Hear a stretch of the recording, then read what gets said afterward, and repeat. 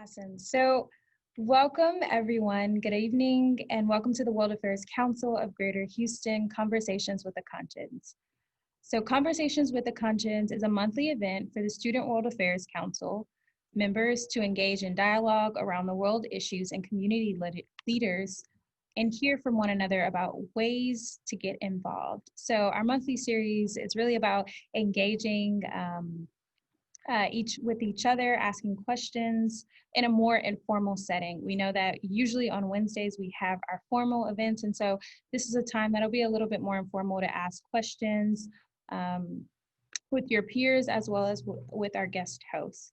So we hope that you will join us for our conversation tomorrow with Pulitzer Prize winner Daniel Yergin to discuss energy, climate, the clash of nations. You can register online at wachouston.org. So we hope to see you tomorrow again. And then we also have an event on Friday, September 25th from 12 p.m. to 1 with Tobias Harris for a Japan event. So if you're interested in our events, feel free to reach out. Okay, I would like to welcome Fatima Raza, the Assistant Director of Programs and Partnerships at Rice University. She works primarily with Loewenstern Fellowship, Leadership Rice, Mentorship Experience, ASB, and the Hilda and Hershel Rich Family Endowment for Student Community Service. Prior to CCL, Fatima earned an MPA in Economic and Political Development at Columbia University.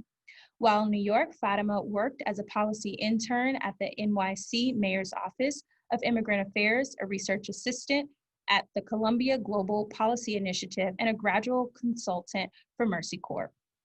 She is passionate about civic engagement, migration, and development. She completed a year of AmeriCorps service here in Houston and a Fulbright ETA in Turkey after earning her BA in International Affairs from Emory University. Please help me welcome Fatima. Thank you so much for joining us tonight. Hi, everyone. Let me make sure to mute myself. Thank you so much for having me. So, welcome everyone. Good evening, and welcome to the World Affairs Council of Greater Houston Conversations with a Conscience.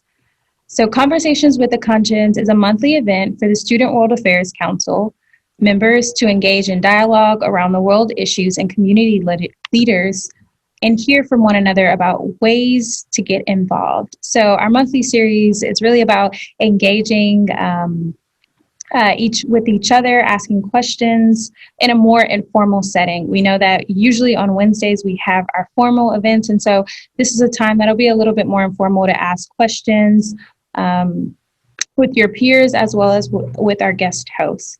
So we hope that you will join us for our conversation tomorrow with Pulitzer Prize winner Daniel Yergin to discuss energy, climate, the clash of nations. You can register online at wachouston.org. So we hope to see you tomorrow again. And then we also have an event on Friday, September 25th from 12 p.m. to 1 with Tobias Harris for a Japan event. So if you're interested in our events, feel free to reach out. Okay, I would like to welcome Fatima Raza, the Assistant Director of Programs and Partnerships at Rice University. She works primarily with Loewenstern Fellowship, Leadership Rice, Mentorship Experience, ASB, and the Hilda and Hershel Rich Family Endowment for Student Community Service. Prior to CCL, Fatima earned an MPA in Economic and Political Development at Columbia University. While in New York, Fatima worked as a policy intern at the NYC Mayor's Office of Immigrant Affairs, a research assistant at the Columbia Global Policy Initiative, and a graduate consultant for Mercy Corps. She is passionate about civic engagement, migration, and development. She completed a year of AmeriCorps service here in Houston and a Fulbright ETA in Turkey after earning her BA in International Affairs from Emory University. Please help me welcome Fatima. Thank you so much for joining us tonight. Hi, everyone. Let me make sure to mute myself. Thank you so much for having me, Felicia. It's great to be here and to be able to engage with a group of high school students. I mostly get to work with Rice University undergraduates, so this is definitely a change for me, so happy to be here. Let me go ahead and screen share so I have my presentation. I can kind of get into it. Give me 1 second and let me make sure that everything is working.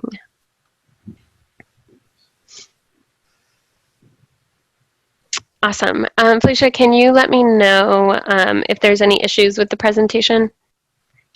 Yes, everything is fine on our end. Great. Also, at any time, if you have any questions about what you're seeing, please make sure to put any comments, questions in the chat, and I will be moderating the chat and referring them to Fatima throughout the night. Awesome. Thank you so much. So welcome. I am going to be talking today about ethical global engagement. So as Felicia mentioned, I work at the Center for Civic Leadership at Rice University.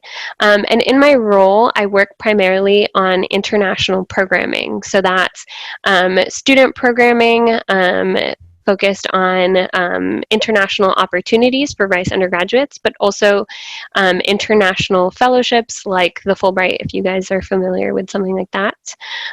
So in my role, ethical global engagement really means making sure that when Rice undergraduates are working with partners or individuals abroad, that they are doing so in a way that is respectful, is coming from a place of understanding, and maintaining mutually beneficial partnerships on the part of the university. And that's kind of what I want to dig into today, the need for ethical global engagement.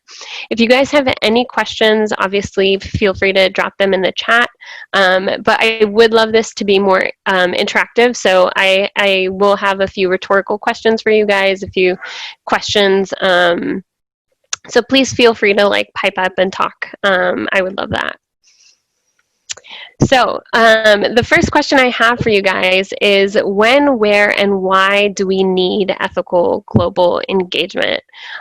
Just wanting to kind of hear from you guys things that you can think of that require that type of understanding and that type of respect, whether it's opportunities that you foresee in your future or things that you've done already in the past. What are examples that you think are an opportunity for ethical global engagement?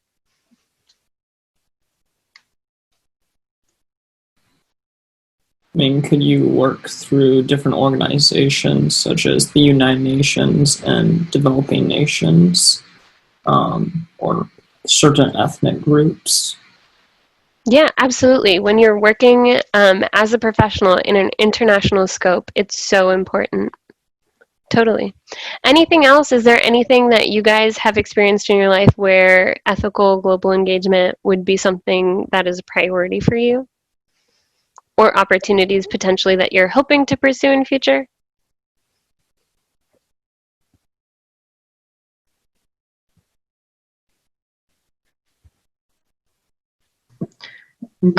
Possibly for humanitarian aid.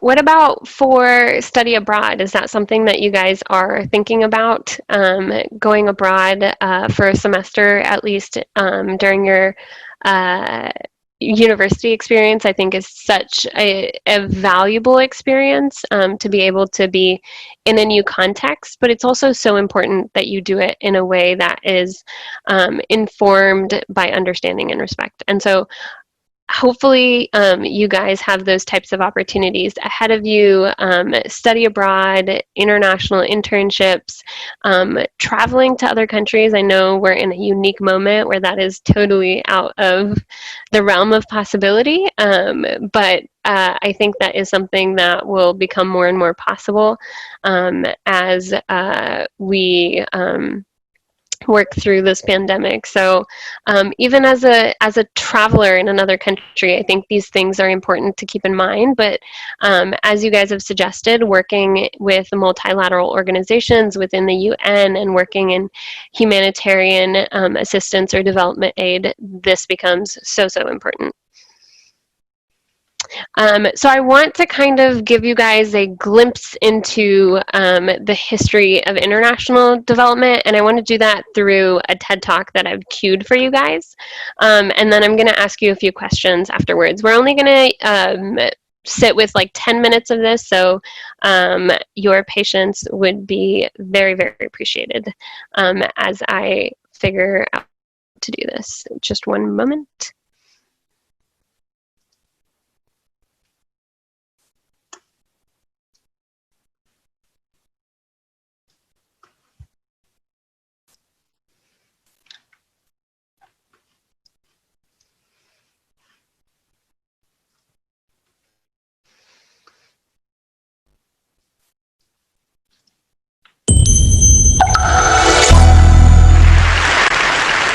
Everything I do, and everything I do professionally, my life, has been shaped by 7 years of work as a young man in Africa.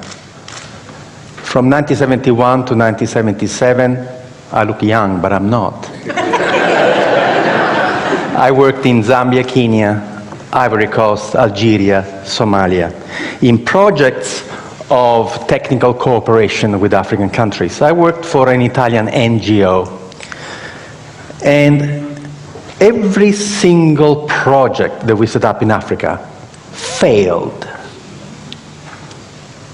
And I was distraught. I thought, age 21, that we Italians were good people and we were doing good work in Africa. Instead, everything we touched, we killed.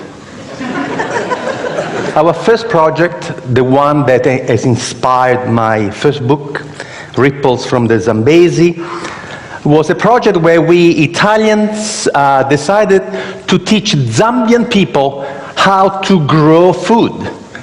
So we arrived there with Italian seeds in southern Zambia, in this absolutely magnificent valley, going down to the Zambezi River, and we taught the local people how to grow Italian tomatoes and zucchini. And of course, the local people had absolutely no interest in doing that, so we paid them to come and work, and sometimes they would show up. And we were amazed that the local people in such fertile valley would not have any agriculture.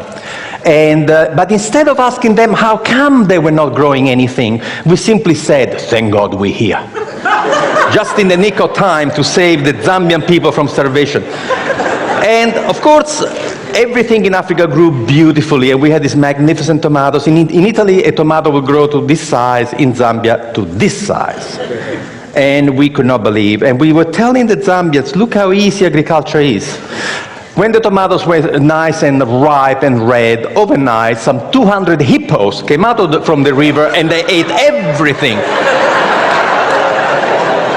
And we said to the Zambians, my God, the hippos. And the Zambians said, yes, that's why we have no agriculture here. Why didn't you tell us? You never asked. I thought it was only us Italians blundering around Africa, but then I saw what the Americans were doing, what the English were doing, what the French were doing, and after seeing what they were doing, I became quite proud of our project in Zambia, because you see, at least we fed the hippos. You should see the rubbish. You should see the rubbish that we have bestowed on unsuspecting African people. You want to read the book? Read Dead Aid by Dambisa Moyo, Zambian woman economist. The book was published in 2009. We, Western donor country, have given the African continent $2 trillion American in the last 50 years. I'm not going to tell you the damage that the money has done. Just go and read her book, Read it from an African woman, the damage that we have done. We Western people are imperialist, colonialist, and missionaries. And there are only two ways we deal with people. We either patronize them or we are paternalistic. The two words come from the Latin root pater, which means father, but they mean two different things. Paternalistic, I treat anybody from a different culture as if they were my children. I love you so much. Patronizing, I treat everybody from another culture as if they were my servants. That's why the white people in Africa are called Bwana, boss. I was given a slap in the face reading a book, Small is Beautiful, written by Schumacher, who said, above all in economic development, if people do not wish to be helped, leave them alone. This should be the first principle of aid. The first principle of aid is respect. This morning, the gentleman who opened this conference lay a stick on the floor and said, can you imagine a city that is not neocolonial? I decided when I was 27 years old to only respond to people. And I invented a system called enterprise facilitation, where you never initiate anything, you never motivate anybody, but you become a servant of the local passion, the servant of local people who have a dream to become a better person. So what you do, you shut up, you never arrive in a community with any ideas, and you sit with the local people. We don't work from offices. Awesome. So I'm going to switch back to the presentation.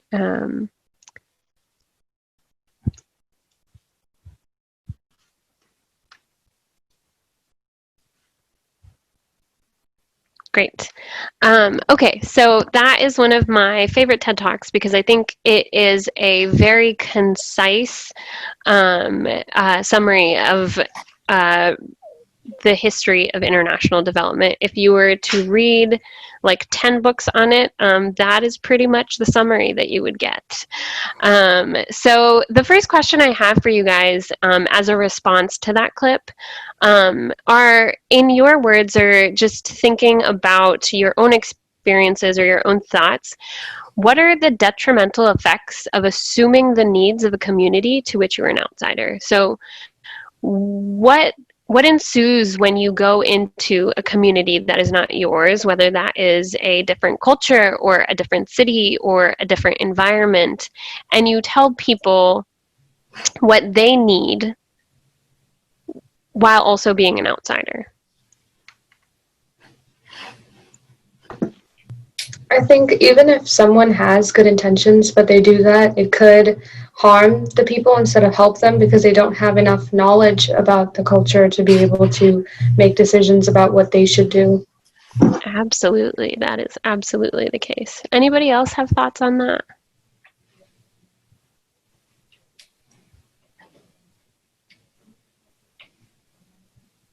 Have you guys had that experience before of being told that someone else knows better than you what is good for yourself?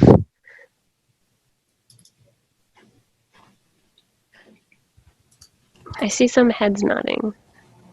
So, Fatima, I think not even thinking of it from like a global perspective, but I would say even just a national or local perspective, a lot of times, even within the city of Houston, people can go into other neighborhoods and they're an outsider. And so they're looking from the outside in of like, you know, oh, we can fix this, we can do this, without ever asking the people who live in these neighborhoods, like, what do you like? Like maybe starting about like, what do you like about your neighborhood? And then starting from there to get to know them, to see, you know, this is why they're staying in that particular area. Maybe it's family, maybe it's commute wise, and then growing from there to see how you can learn from them. So I think of just kind of connecting that local and global of these same principles apply when we're helping and volunteering at these organizations, even within the city of Houston, of keeping that in mind of how we can always show up,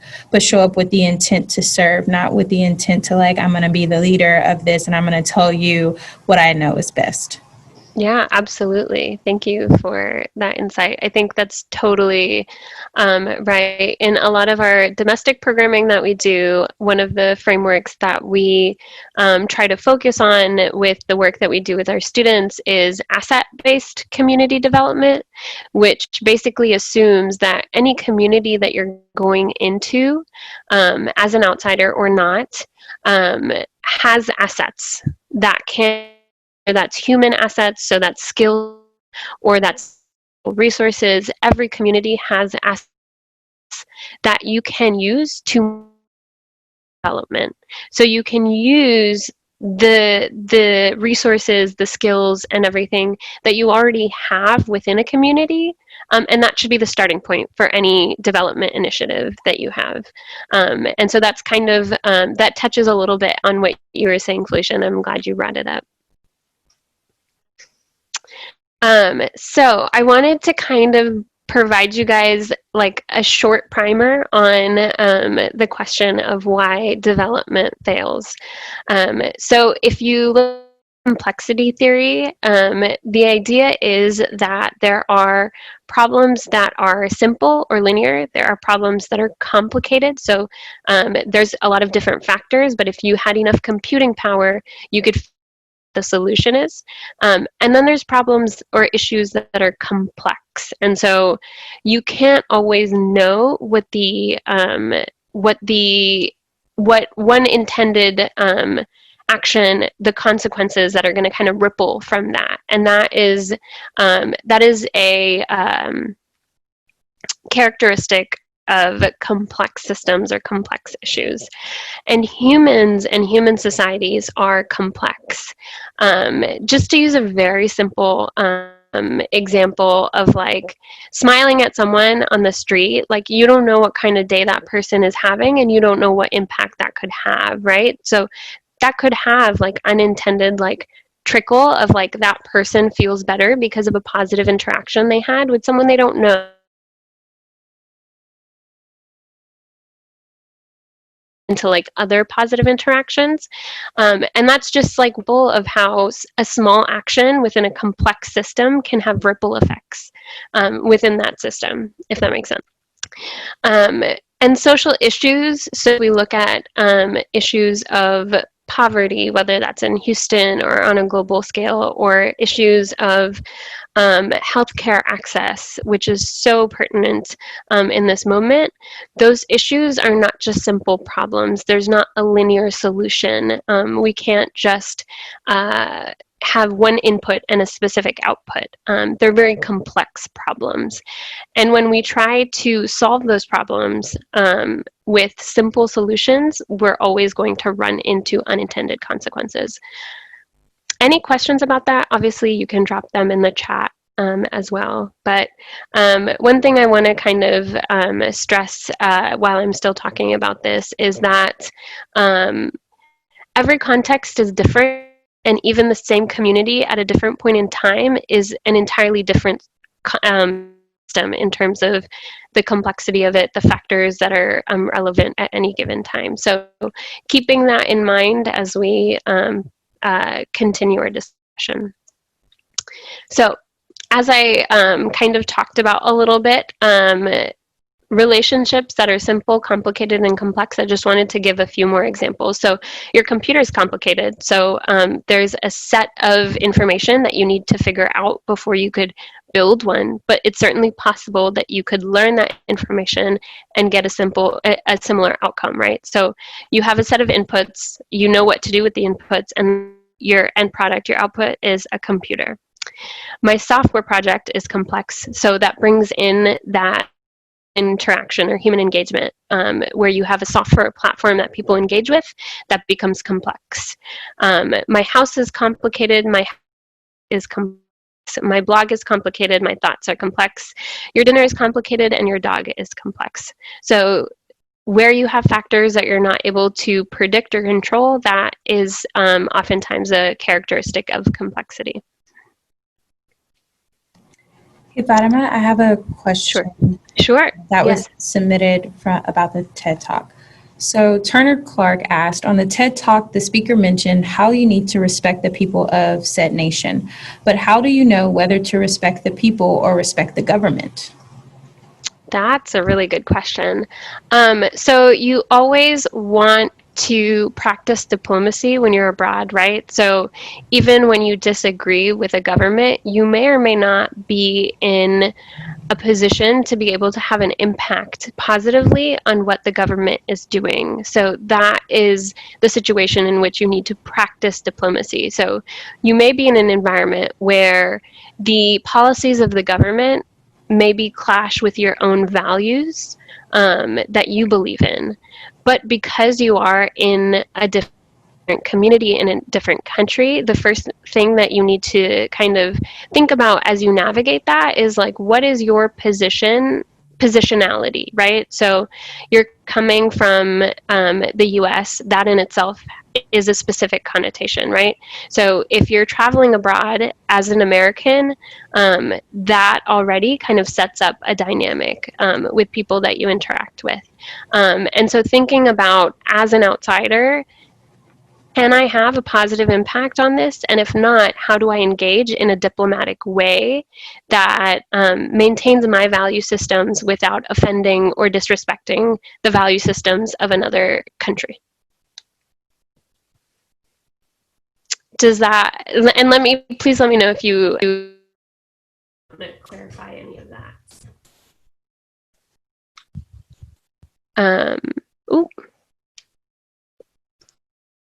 So my question to you all is, if humans and human societies are complex, how do we approach them through an ethical lens? So I kind of talked about I kind of talked about respect and diplomacy. What I want to introduce as a larger concept than that is how do you navigate that in a way where you kind of always have a set of values that you can think about? And that's what I want to talk about with the human rights-based approach. So human rights may be something that you have heard of before. Does anyone feel like they could define human rights or talk about what they know about human rights?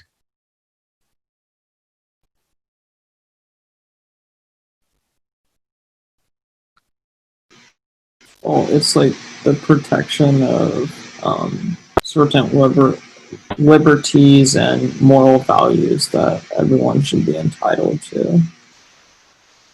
Absolutely. Thank you so much, Lyndon.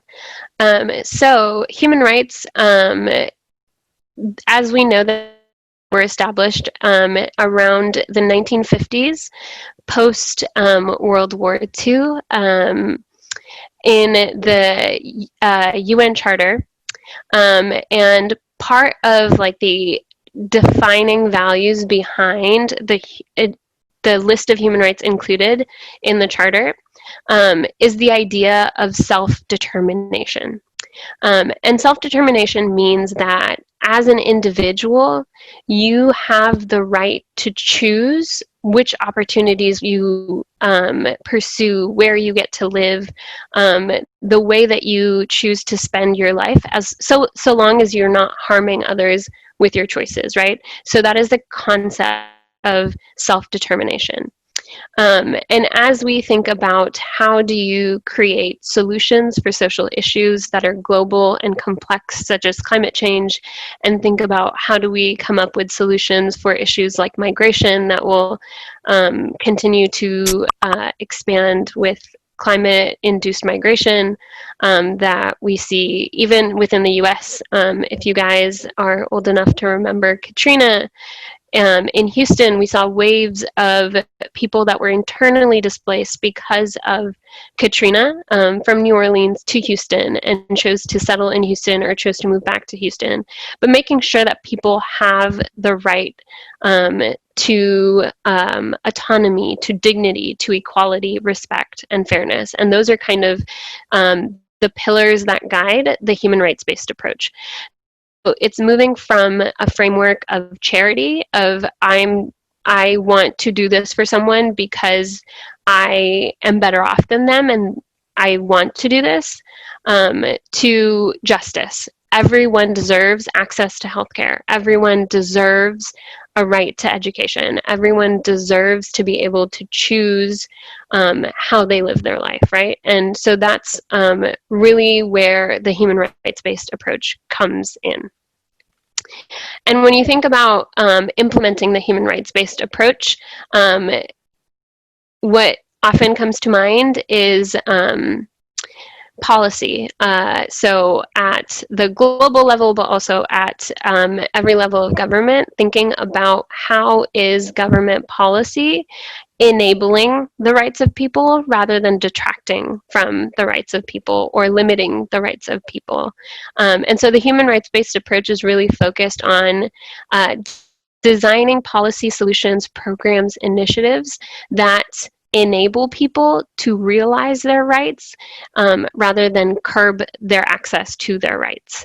So that's kind of a basic introduction to the human rights-based approach that we also use in our programming at this Center for Civic Leadership. One of the things that we try to do with our students is understanding that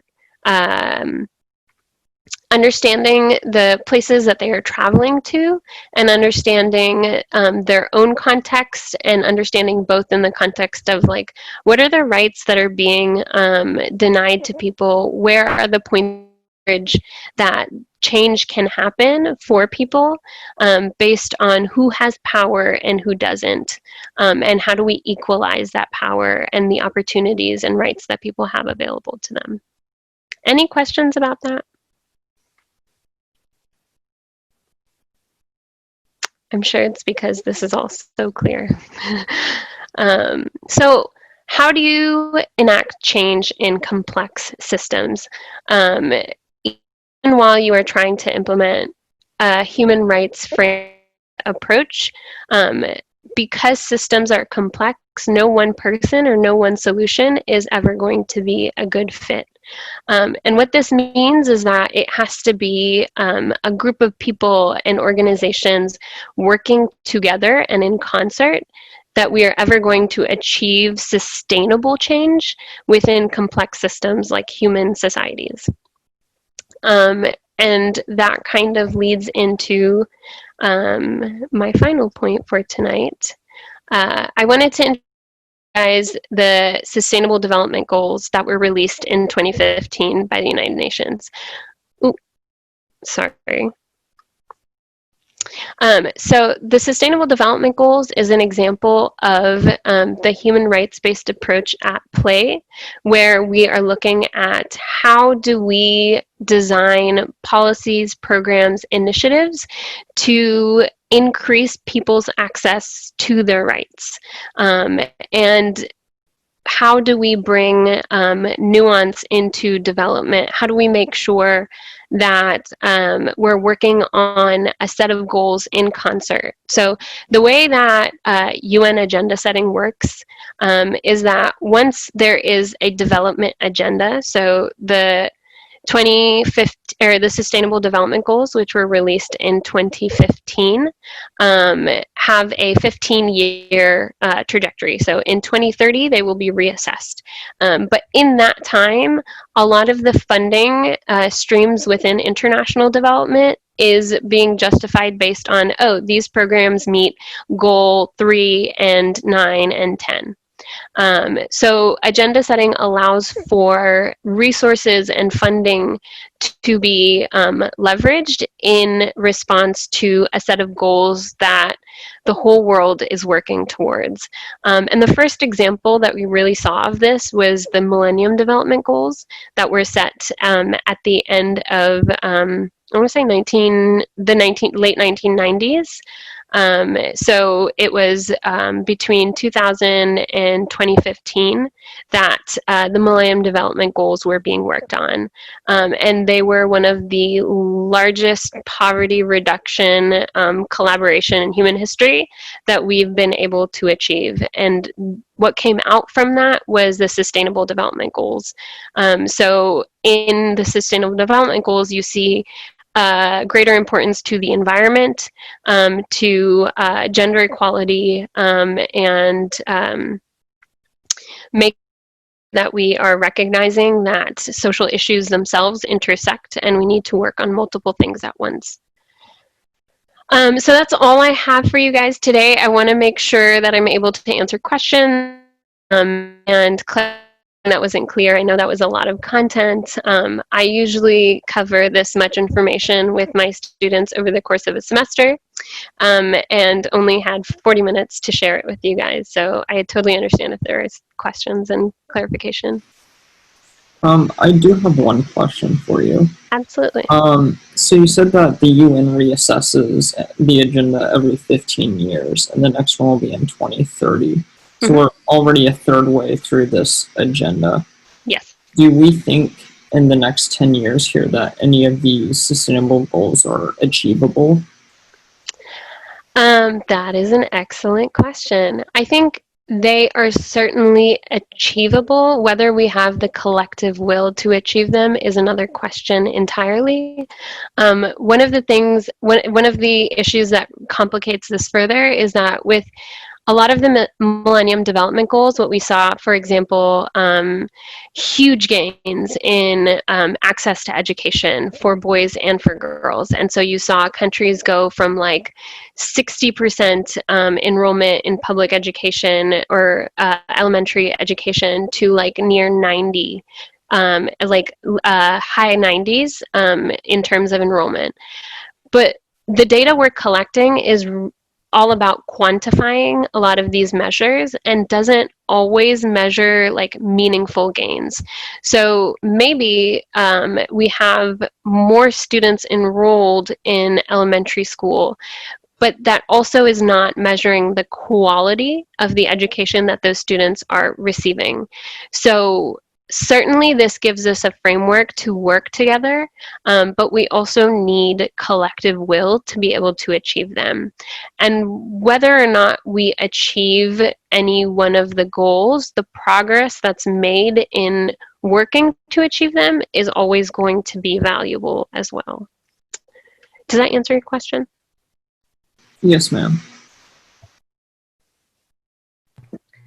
I also have a question. If different governments in different countries have different policies regarding how to meet these goals for their own respective nations, how can the UN set these sort of overarching goals that everyone needs to meet? That's a great question. So one of the characteristics of the SDGs or the Sustainable Development Goals was that they were drafted with stakeholder engagement, right? So what that means is there were numerous conferences, youth groups, international non-governmental organizations, local non-governmental organizations or nonprofits. So it was a lively debate that contributed to even agreeing or drafting the Sustainable Development Goals. So all of the member countries were engaged in the process of deciding the agenda, and that process is meant to create buy-in in each member state for achieving these goals. I think there's still a discrepancy in how countries value the goals. So for example, in the US, we see a rollback of environmental protection measures, even despite agreeing on the Paris Climate Accord during the Obama administration, and we have even like walked back some of the progress that we've made towards environmental protection and conservation in the past 4 years. So I think that that's a very valid question. The idea is by engaging the stakeholders that you need to achieve the goals, you create buy-in to achieving those goals from those stakeholders. But I think that there's so much more that goes into it that complicates how these are achieved. I think one of the most important things about agenda setting and the sustainable development goals is that this marshals like the funding and resources that are being put into international development budgets towards these goals. So prioritizing this work with funding, with programs, with staff, with people, and that in itself is, while not enough, a huge move in validating the importance of these things.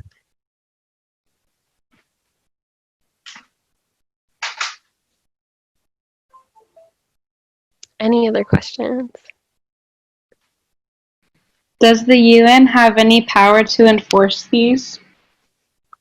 That's an excellent question. So the UN has often been described as a toothless body that creates a environment where the facilitation of these conversations is much more clear-cut and efficient.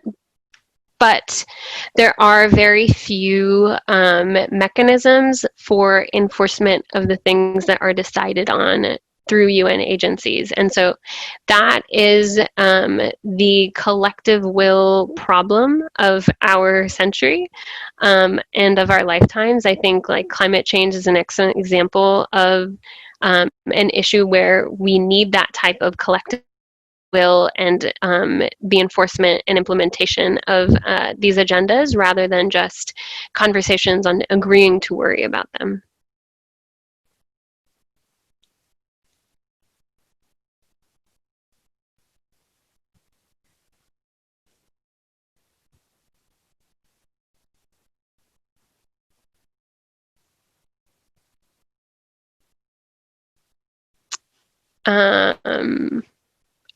I welcome any more questions. I just wanted to share my contact information with you guys. I know many of you guys might be in your junior or senior year thinking about college application processes as well. If you have any questions about Rice University or opportunities you would have as a student there, I'm happy to speak with you. So please reach out if you have any questions.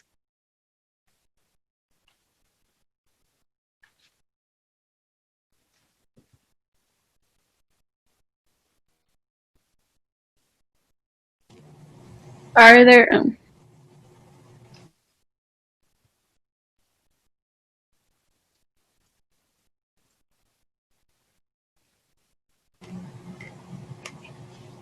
Hey, Fatima, could you stop your screen share after this? I think we have a couple more minutes if there's still any questions regarding anything that's been discussed or even additional resources if this is something that interests you or even topics that you want to continue looking into for yourself. So if anyone wanted to figure out or continue just learning and educating themselves, what would be the best way for them to get started, since I think ethical global engagement is such a big topic. There's so many nuances to it, and it depends from country to city to even kind of local or even tribe, depending on where you are. So what would be the next steps after attending something like this that you would suggest, whether reading a book or looking at a video or information? Yeah, that's a good question. I might think on that and like email you with resources, but I think like if this is something that's interesting to you, I highly recommend like looking into resources on human rights and sustainable development, as well as asset-based community development, which can be like local. It's really applicable in any context. But I would say that would be a start, and I can certainly provide a couple resources that might be a primer on these topics to you, Felicia. Thank you. So I'm assuming that there's no more, questions. Again, thank you all for just joining in. Tomorrow we will have Daniel Jurgen. So talking about energy and the clash of nations. And then next month, we will continue our SWAC's conversations with the conscience about world cultures and world languages with Flor Damasi. And then November 10th, we will talk about social sustainability with Laura Cottingham. She is the City of Houston's Chief Sustainability Officer. So that will be a really engaging time just to continue on these sustainability goals for you all to just kind of expand your knowledge and your resources. So please come with questions for tomorrow as well as for next month for our visitors and our hosts who will be just kind of imparting their wisdom and knowledge with us. So thank you again, Fatima, so much for joining. Thank you everyone for being on the call, and I hope you all have a wonderful evening and that you stay dry. So bye-bye. Thank you. Thank you. Thank you.